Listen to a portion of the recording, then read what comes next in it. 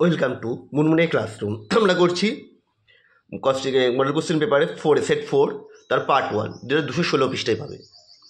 চক্রীয় প্রক্রিয়া আন্তঃশক্তি এনথালপি পরিবর্তনের মান কত? এক্ষেত্রে যেটা হবে 0, কারণ প্রক্রিয়া চক্রাকার। এমন একটি স্বতঃসিদ্ধ প্রক্রিয়া উদাহরণ দাও যেখানে এনথালপির পরিবর্তন ধনাত্মক। সাধারণ উষ্ণতায় বরফের গলন একটি স্বতঃস্ফূর্ত প্রক্রিয়া যেখানে এনথালপির পরিবর্তন ধনাত্মক। পরটা অঙ্ক আছে 4.2 গ্রাম নাইট্রোজেন গ্যাস যে আদর্শ গ্যাসের মধ্যে আচরণ করে 87 টি বলে দিল সমুষ্ণ পরাবর্তক গ্যাসের চাপ 10 ATM থেকে 1 ATM হলো। কিউ ডাব্লু ডেল ও ডেল গণনা করো। প্রথমে আমরা ডাব্লু বের করে নিই। W equal to minus NRT ln P2 by P1 by P2 এর ভ্যালুগুলো পুট করে দিলাম। এটা করলে আসছে মাইনাস 861.47 জুল। তাহলে কিউ ইকুয়াল টু কি মাইনাস ডাব্লু, সেটা হয়ে যাবে তাহলে কিউটা 861.47 জুল। সমুষ্ণ পরাবর্তক প্রক্রিয়া ডেলএইচ আর ডেল ইউ দুটোই হয়ে যায় 0। পরেরটা বলেছে আয়োপ্যাক নাম, এর নাম হচ্ছে 2,6-ডাইমিথাইল হেপ্ট 2,5-ডাইইনোইক অ্যাসিড। তারপর হচ্ছে অ্যানিলিন, পিনাইট্রো অ্যানিলিন ও বেনজাইল অ্যামিন প্রদত্ত যৌগগুলির মধ্যে কোনটির সর্বাধিক ক্ষারীয়? এটা হচ্ছে বেনজাইল অ্যামিন সর্বাধিক ক্ষারীয়, কারণ এটা জেনেটিক্স অংশগ্রহণ করতে পারছে না। পরেরটা 3টে নাম্বার করে দিয়েছে, করে বলেছে কোন পরমাণুর নিউক্লিওফিলিক চরিত্র সর্বাধিক। নিউক্লিওফিলিক চরিত্র হবে 1 নম্বরটার, কারণ ওটাও রেজোনেন্স করতে পারছে না সিও গ্রুপের সাথে, দূরে রয়েছে বলে। পরেরটা বলেছে কোন ক্যাটায়নটা সর্বাধিক সুস্থিত। এগুলোর মধ্যে যেটা হচ্ছে ওই 3 নম্বরে যেটা রয়েছে সেই ক্যাটায়নটা সর্বাধিক সুস্থিত, ওটা 3D কার্বোক্যাটায়ন। এ থেকে ডি শনাক্ত করতে বলেছে। দেখো প্রথমে আমরা পরপর করে যাচ্ছি। প্রথমটা হচ্ছে অ্যাসিটিলিন, মানে আয়োডোফর্মকে H2 দিয়ে করলো, পাতন করলো অ্যাসিটিলিন। NaNH2 তরল অ্যামোনিয়া দিয়ে CH3 2 মোল তৈরি হবে বিউট 2 আইন।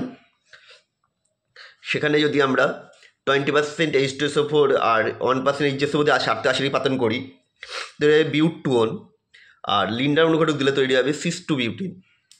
পরেরটা দেখো,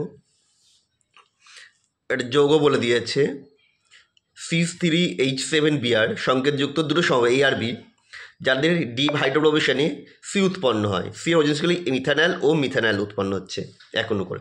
তাহলে কী হবে, এ আর বি দুটো যৌগ যুক্ত হচ্ছে যথাক্রমে 1 ব্রোমোপ্রোপেন ও 2 ব্রোমোপ্রোপেন। এদের হাইড্রোব্রোমিনেশন বিক্রিয়ায় তৈরি হচ্ছে প্রোপিন, যার অরিজিনাল স্কোরে যথাক্রমে এক অণু ইথানল আর এক অণু মিথানল তৈরি হয়। বিক্রিয়াটা আমরা এখানে দিয়ে দিয়েছি স্ক্রিনে। নেক্সট, বায়ুমণ্ডলে সিওর পরিমাণ বৃদ্ধি পেলে ভূত্বকের তাপমাত্রার বৃদ্ধি ঘটে। কেন ঘটায় কীভাবে?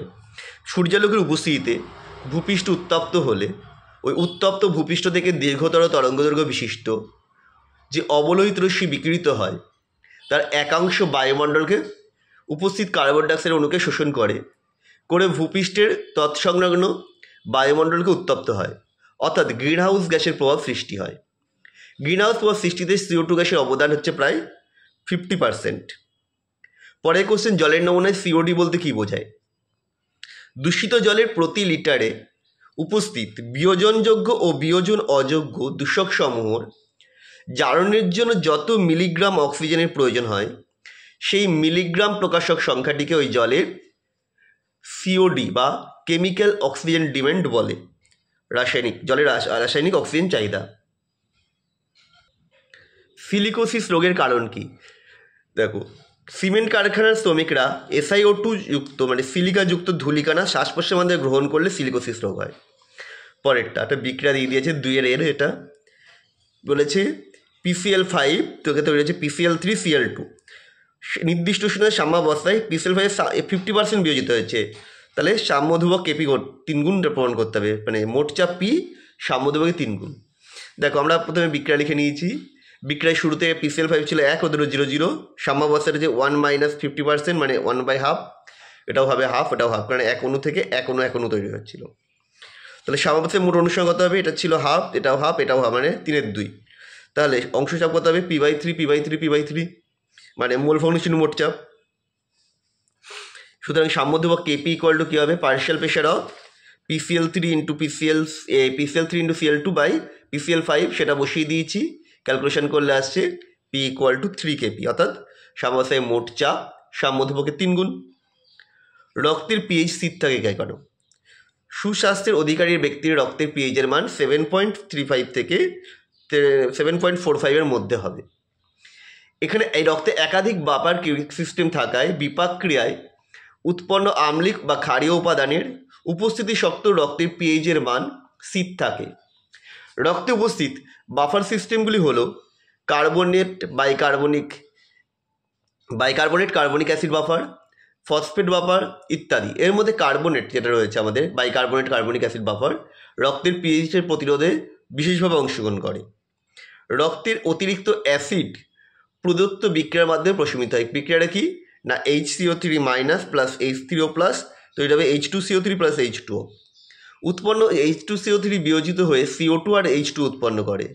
উৎপন্ন CO2 ফুসফুসের মাধ্যমে নিঃশ্বাসের সঙ্গে দেহ থেকে নির্গত হয়। আবার রক্তের অতিরিক্ত ক্ষারক OH- প্রদত্ত বিক্রিয়ার মাধ্যমে প্রশমিত হবে। H2CO3 প্লাস OH- তৈরি হবে HCO3- প্লাস H2O। বোরাক্সের জলীয় দ্রবণে ফেনাপথ্রিন যোগ করলে কি পরিবর্তন হয় বর্ণের?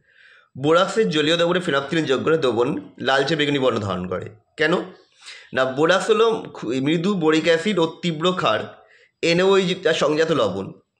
ফলে আর জলীয় দ্রবণে আদ্র বিশ্লেষিত হয়ে তীব্র অনুবন্ধী ক্ষারক উৎপন্ন করায় বোরাক্সের জলীয় দ্রবণ হবে ক্ষারীয় প্রকৃতির। তাই বোরাক্সের জলীয় দ্রবণে ফেনাপথ্রিন যোগ করলে লালচে বর্ণ ধারণ করে। পরের কোশ্চেন, সমআয়ন প্রভাব কী?